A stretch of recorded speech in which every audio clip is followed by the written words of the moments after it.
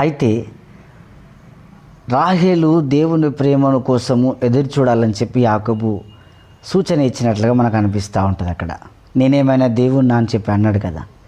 అప్పుడు వెంటనే దేవుణ్ణి వేడుకోవడం ప్రారంభం చేసింది ఆమె.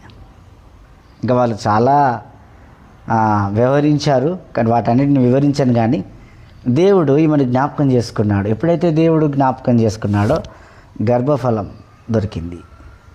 తర్వాత చూసుకుంటే ఈమె ఇంకా దేవుని ఎక్కువ ప్రేమించేసరికి యోసేపును కూడా కనగలిగింది. యోసేపే ఈ లోకంలో ఆ కాలంలో ఒక గొప్ప అధికారిగా, రాజుగా నియమించబడ్డాడు. ఇప్పుడు ఒక చిన్న విషయం మీకు చెప్పాలనుకుంటున్నాను. భార్యగాను భర్తను గాను ఎవరైతే భార్యాభర్తలు ఉన్నారో ఇద్దరు కూడా దీనులై దేవుని ప్రేమను పొందుకోగలిగినప్పుడే ఒక గొప్ప బహుమానం, గర్భఫలం మీరు పొందుకోగలుగుతారు. ఇద్దరిలో ఎవరిలో దీనత్వం లేకున్నా దేవుడి యొక్క కృప, ఆ గర్భఫలం, ఆ బహుమానం పొందుకోలేరు. అందుకనే మీరు ఎవరైనా గర్భఫలం కోసం ఏడుస్తున్న వాళ్ళు ఉంటే దేవుడు మీతో సూటిగా మాట్లాడుతున్నారు.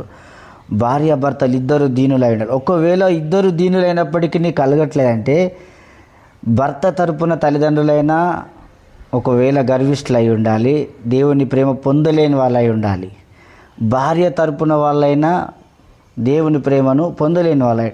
ఈ కుటుంబాలు దేవుని ప్రేమను కలిగి ఉన్నప్పుడు పిల్లలు బాగుంటారని దేవుడే చెప్తున్నాడు. 128వ కీర్తనలో చూస్తే నువ్వు పిల్లలను చూసేది ఏమని ఉన్నది, నీ భార్య ఫలించి ద్రాక్ష వలె ఉన్నది, నీ చేతుల్లో కష్టార్జితం అనుభవిస్తావని ఉన్నది. కనుక మీరు ప్రతిదీ అనుభవించాలి.